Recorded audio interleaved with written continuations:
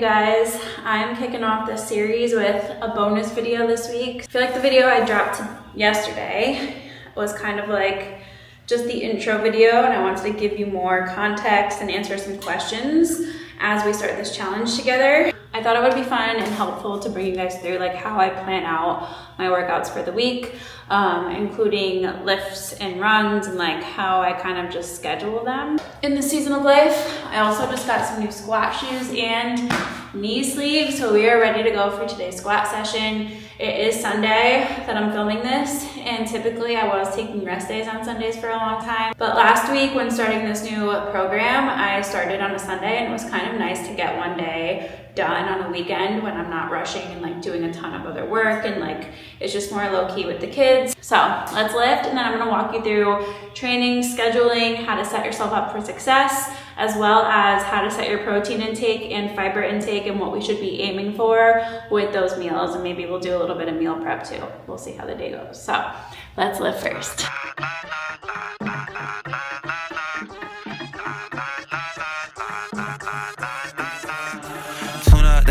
Baseline check, they stay complacent, me, I'm a threat. Big moves only how I connect. Living it large, no need to reflect. Came from the bottom, now I'm on deck. They get stuck while I progress. Can tell where it's going, I've seen this, I know how you're stuck. I'm pulling up my training programming. It's so nice to just open and show up and get it done. This is the power of having a program to follow. You're not like questioning if you're doing enough in the gym. You're not wondering if you're leaving results on the table, and it's so much more time efficient when you go in with a plan. So I'm on week 2, day 1 of Power Builds. That's the program that I'm following. But as a reminder, we have so many programs in the app, and you can filter based on what equipment level you have. Some of you are kind of confused as far as like how to set a program. So if you go into the actual training section down here, and then you go into like strength programs I just tapped, if you click show all, you'll see this little filter button in the corner, the top right. If you click that, you can then set like whatever equipment you have, check that off, and then set how many days per week you want, and it will pop out the best programs for you based on that, which is so cool. We also have a lot of really big updates coming to the app very soon, like within the upcoming, I'm gonna say weeks, but it might be sooner than that. So stay tuned. We're gonna have some fun surprises throughout this time. We over that, tell me what's next. Follow me, I'll show you what's next. Cause you ain't doing nothing unless you making them sweat. Unless you making them sweat. Watch yourself cause we making them sweat. All right, real quick, I'm figuring out what weight I'm lifting at this week. Since the powerlifting block is percentage based, it actually does give me like 82% of my one rep max, but all of our other programs are based on RPE. So most of the time we're programming RPE, anywhere from RPE 7 to 9 typically, but usually it's RPE 8, RPE 9. And all that means is you are lifting for that day at a true RPE 8, or if you think about it in reverse, how many reps you have left before you hit failure. You would have, for an RPE of 8, you would have 2 reps left in reserve. So you're pushing it pretty hard, but not all the way to true mechanical failure. And that is a mistake a lot of people make with lifting and trying to follow RPE, is that they're just not pushing it hard enough. Like some people think, oh, I'm lifting at RPE 8, and then they actually have probably 5 or 6 extra reps for that set in the tank. My best advice is to take it to true failure. And by true failure, I don't just mean like, oh, this is really hard, I'm gonna stop here. Your body physically can't do another rep. Your life depended on it. It's not just mentally hard, it's physically like your body fails. And until you understand how that feels, it's really hard to figure out if you're pushing intensity enough. But I guarantee you, 99.9% of you watching this, you can push it a little bit more. So don't be afraid to load up. That's how we actually see progress. Anyway, back to what I was saying. In the app, whatever exercise you have programmed, if you want to see what you did last week, you just click the little I button. It will pull up just like more info about that exercise, and then you'll see your history of every time you've ever done a back squat, which is really cool. It'll show you your progress, but it will show you what you hit last week. Turn up the beat and blow out the fuse. We too wild for somebody to snooze. Me or you, look who they gon' choose. You know who they choose. One that I got it. Kick the door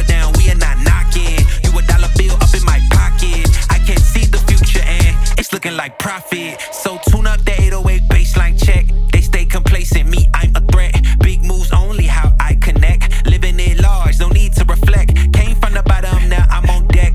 They get stuck while I progress. Can tell where it's going, I seen this. All right, squats are done, we have bench up next, but first impression of my new squat shoes. They're the TYR brand. I don't know if you say it TYR or like tier. Never tried them before. I used to have Nike Romaleos back in the day. I just don't have $200+ to spend on squat shoes right now. So I got these on mega sale for like 80% off or 50% off or something crazy.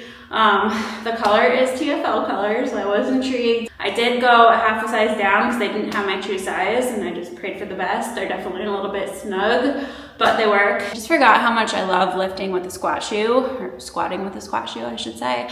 They're just so stable, they're so hard, and way of just a different feel than my Vivo barefoot shoes, which I wear for every other lift. Those are like, you don't feel like you're wearing anything. These have I could drop a weight on my toe. It's like a steel-toed boot. They're super hard, super flat bottom. They have a small wedge, so it kind of makes hitting depth a little bit easier. I just really like them. So anyway, let's bench. Steps. Now we over that. Tell me what's next. Come on, everybody, follow me. I'll show you what's next. Cause you ain't doing nothing unless you making them sweat. Unless you making them sweat. Watch your step, cause we making them sweat. Yeah, you ain't doing nothing unless you making them.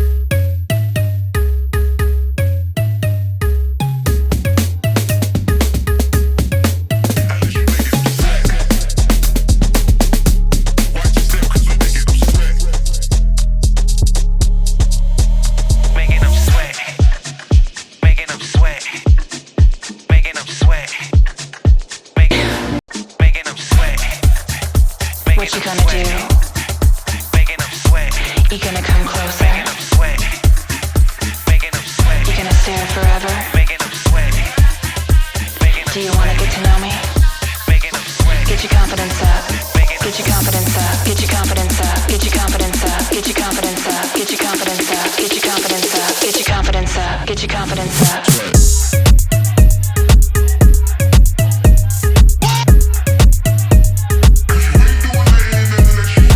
Tried to do 40s today because I did 35s last week, and I was like, yeah, it felt pretty easy for my first set.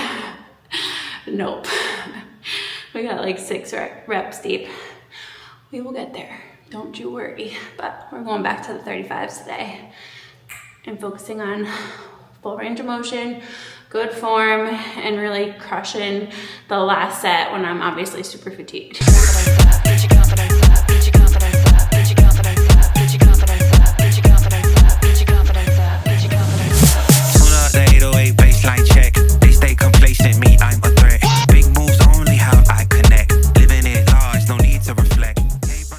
All right, somehow the day is over. Well, not over, but I just put Wes to bed. Cora's going to bed now, and Kai's going to bed soon. But I wanted to walk you guys through how I plan out my workouts for the week while I'm doing my nightly skincare and kind of just getting ready for bed. We actually had a busy afternoon. Once Wes and Cora got up from their nap after my workout, we gave the boys haircuts. And by we, I mean Josh gave the boys haircuts. This was Wes's first haircut. And we gave him a little baby mullet. I'll put a picture here. It is so stinking cute. I'm obsessed with it. His birthday is this week. This was his before. And I feel like he just needed a haircut. His hair was like going in his eyes, and his hair just grows like straight down, like Kai's at least.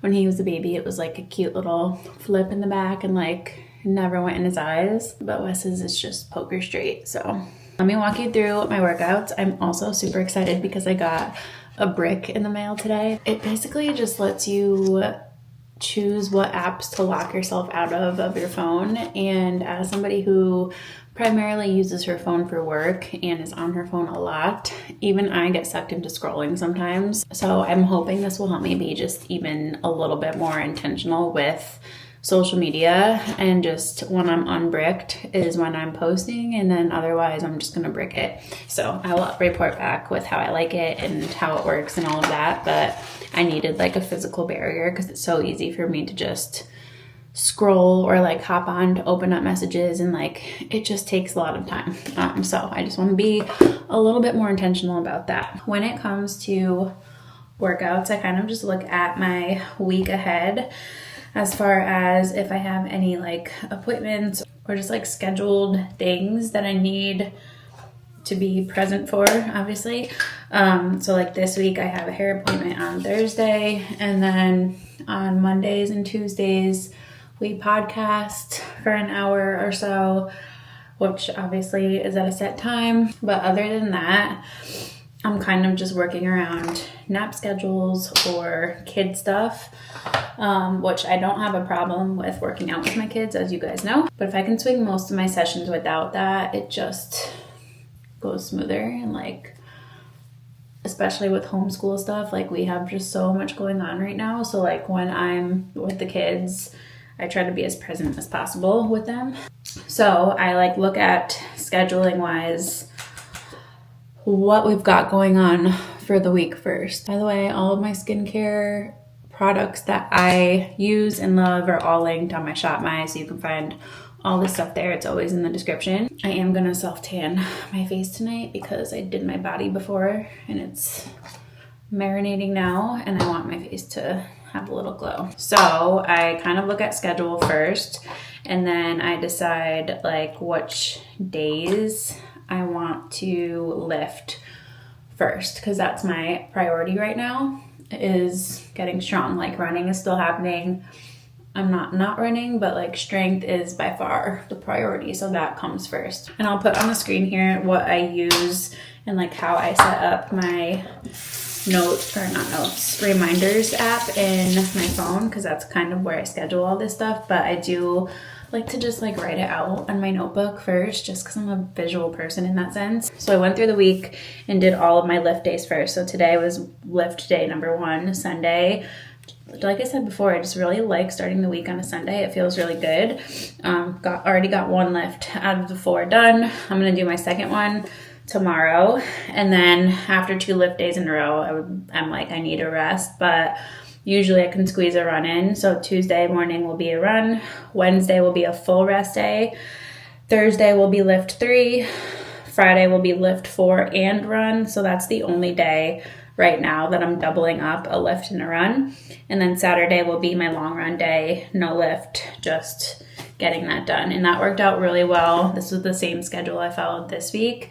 It just seemed to flow really nicely. I was sore, but like could power through the runs and could power through when I needed to. And hopefully that will only get better as we go through this program. I just want to like remind you and normalize, like you're gonna be fatigued, you're gonna be sore when you first start a new program. Like that's just expected. So know that it does get better. You do adapt. If you need to shuffle things around, that's also okay. So like when I set the schedule, I don't have a set time here, but I kind of have an idea of when I'm gonna lift for each day, but I keep the time of it very flexible. During the week, I do like to typically get it in before the kids get up. But like, let's say Friday, obviously I have the lift and the run, so I'll do probably the run in the morning or vice versa, and then do one in the afternoon. And that afternoon one is typically during nap time. So it kind of just depends on like what's going on that day. You have to figure out what works for you in the season of life that you're in. Early postpartum, I was not committing to the 5 a.m. workouts. It just was not happening. I think I started that more consistently around maybe like 3 or 4 months postpartum, when Wes was down to like 1 or 2 feeds. I think he would feed around like 4 or 5 in the morning, and I would just get up after that, and I would always make sure to go to bed super early, knowing that I was going to wake up at least once and try to get up after that early morning feed. So again, make it fit your life. Don't try to do what I'm doing exactly. Don't try to do what anyone else is doing. There's no superior way to fit your workouts in. The superior way is what makes sense for you. All right, last thing before I shut it down for the night. Protein and fiber are obviously our goal, 2 of our goals for our trackables. If you're doing the habit tracking with me. So when it comes to protein, where do you want to be for maintaining and or gaining muscle mass? Somewhere between 0.7 to upwards of 1.3, 1.4, even 1.5 grams of protein per pound of your body weight. Some people like to calculate that based on lean mass, which is fine. Other people have no idea how much lean mass that they have. Some people like to use their goal weight. So if you're overweight, you might want to use your goal weight depending on how overweight you are. But if you've been listening to the podcast, Josh actually brought up there's been some recent research that's showing more protein isn't necessarily going to be hindering. Like we used to cap it at like 1.3 grams per pound of body weight. But if you're in a fat loss phase or trying to really gain muscle, upwards of 1.5 is okay. So more is not necessarily bad. So I would just make sure you're consistent somewhere in that range every day. For me, it's pretty easy for me to hit my protein intake right now. So I bumped it up a little bit to like 140 to 160 grams, and I'm currently 129 pounds body weight. So that's just what feels good right now. And it's okay to have a range. Like you don't have to be spot on with that macro or any of your macros every single day. If you have a range, that's also fine. With fiber, as I said in the last video, most people are vastly under eating fiber. You don't want to go from eating like 10 grams of fiber per day to like 45 grams of fiber per day. You're going to feel terrible and bloated and just have a lot of digestive issues. So do your best to increase that very slowly over time. But ideally, we want to be somewhere between like 25 grams to 40 plus grams of fiber per day. And that's going to be kind of the sweet spot. Where you end up on that scale is going to depend on what feels best for you. Speaking of fiber, there's the fiber king. What are your thoughts on fiber? Anything else they need to know?